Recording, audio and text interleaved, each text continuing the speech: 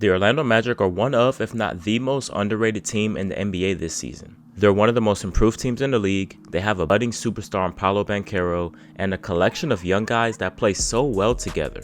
So the question is, why aren't they getting the attention they deserve? Well, I'm chalking that up to two things. One, they're a small market team, and two, they're not the most exciting team to watch or have very exciting individual players. If you look at a team like the Indiana Pacers, they've been talked a lot quite a bit, and it's not really because they're a big market team or anything like that. It's because their star player, Tyrese Halliburton, is one of the most exciting players in the league to watch. So with that, the Pacers as a team are one of the most exciting teams to watch in the league. So they get a pretty decent amount of buzz. But what's making the Orlando Magic so good this year? Well, they have a stifling top 5 defense, a budding superstar in Paolo Banchero, and a tight-knit structure that allows those young guys to grow together and get better. Right now they're 39-28 and are 5th in the East. They've had a roller coaster ride to even get to this point in the season. They had an early 9-game win streak in November. Then they ended up losing 8 of 11 in January to fall to pretty much 500.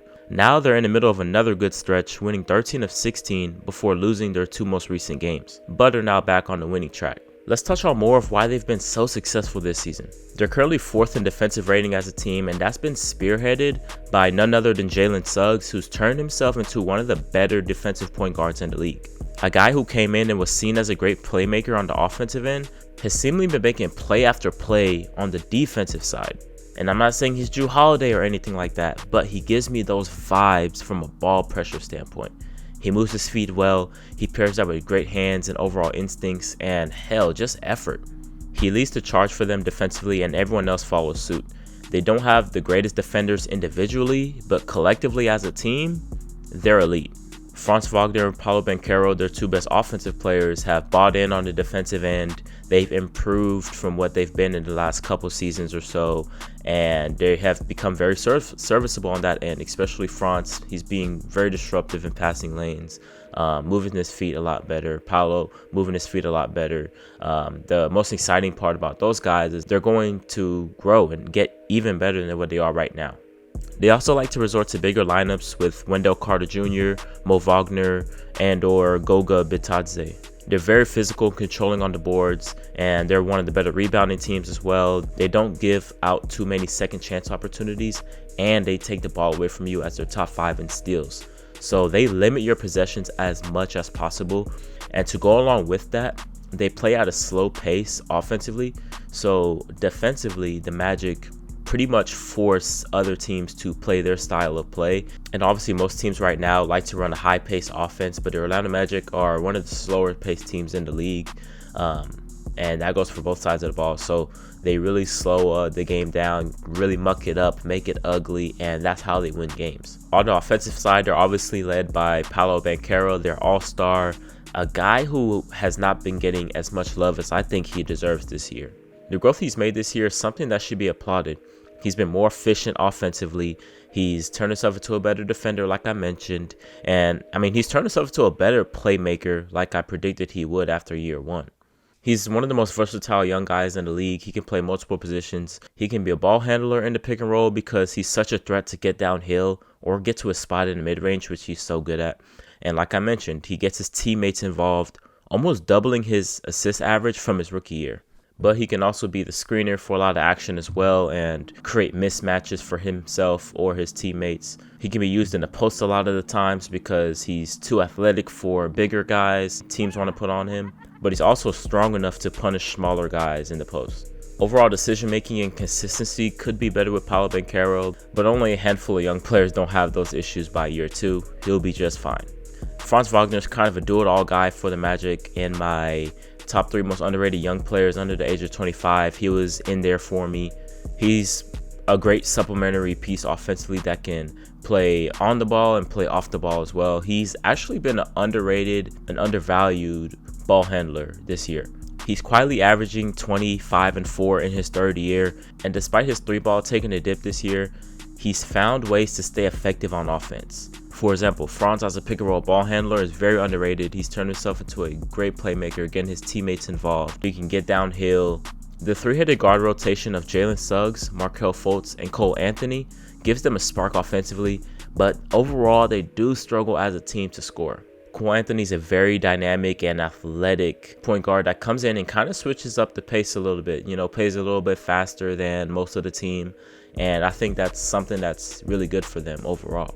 Markel's been in and out of the lineup with injury, but whenever he's out there, he's been pretty good. Big man like Wendell Carter Jr., Mo Wagner, and Goga Bitadze, they all feed off of those guys, and all of those guys have been very serviceable for the Magic. But they love to drive the ball and get into the paint. Therefore, they get to the free throw line more than any team in the league. But if they're not getting to the free throw line, they can really struggle to score the ball. Teams pack the paint on them, go under on screens, and force Orlando to beat them by shooting jumpers. The Magic are the second worst team in the league on mid-range field goals and fifth worst on three-point field goals. Come playoff time, I don't think the Orlando Magic are equipped enough to overcome those struggles because, like I mentioned, in the playoffs, teams are really going to squeeze the court as much as possible if knowing you can't shoot. They'll be able to muck it up in a lot of games. They're the slowest paced team in the league, like I mentioned. But when teams can really lock in on you and shut off what you love to do and you're forced to shoot jumpers, I just don't think Orlando can do that right now. So I don't think they're a legit contender as of yet in the East. They need more shooting as well as a point guard that I think is a table setter. For as good as I think those three guards have been for Orlando, they're going to need a guy that's a table setter. They're going to need a guy that can average 7, 8, 9 assists a game and get Franz involved, get Paolo involved, and make their lives a lot easier. I wouldn't be surprised if Franz or Paolo, once they get to the playoffs, become wildly inefficient. They don't have that guy that can set them up for easy looks and stuff like that. So, I mean, that's something for next year and later down the line, but it's just something I thought I'd bring up. All in all, I'm very excited for the Atlanta Magic and what they have to offer for the rest of this season and moving forward. It's kind of a breath of fresh air when you see new teams pop up out of nowhere.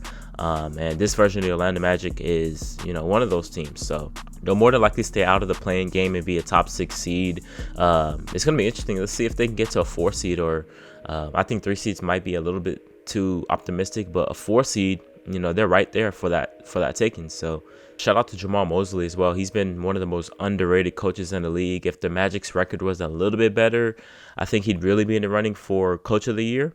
But nonetheless, he's been a great coach. Shout out to him. He's really built up a new culture out there in Orlando, right? And has built this team up in the couple years he's been there already. He just got a 4-year extension as well, so well-deserved for him.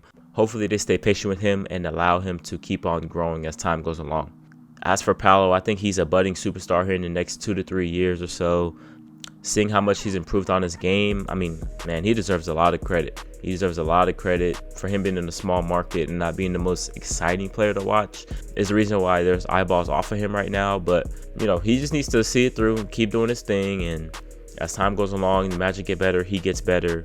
The attention's going to come along with that. So, y'all let me know y'all think about the Orlando Magic. How far do y'all think they can go this year? What's their ceiling this year? And then what's their ceiling moving forward? How good can Paolo be? How good could Franz Wagner be? What do they need to take that next step? I think I can't even say true point guard anymore. That doesn't really exist. But a guy who can average 7, 8, 9 assists and get his teammates involved at a high clip. I think that's what they need. What do y'all think they need moving forward? And this is Jimmy from Just the Facts. Make sure to like, comment, share, subscribe if you're new. And I'm out. Peace.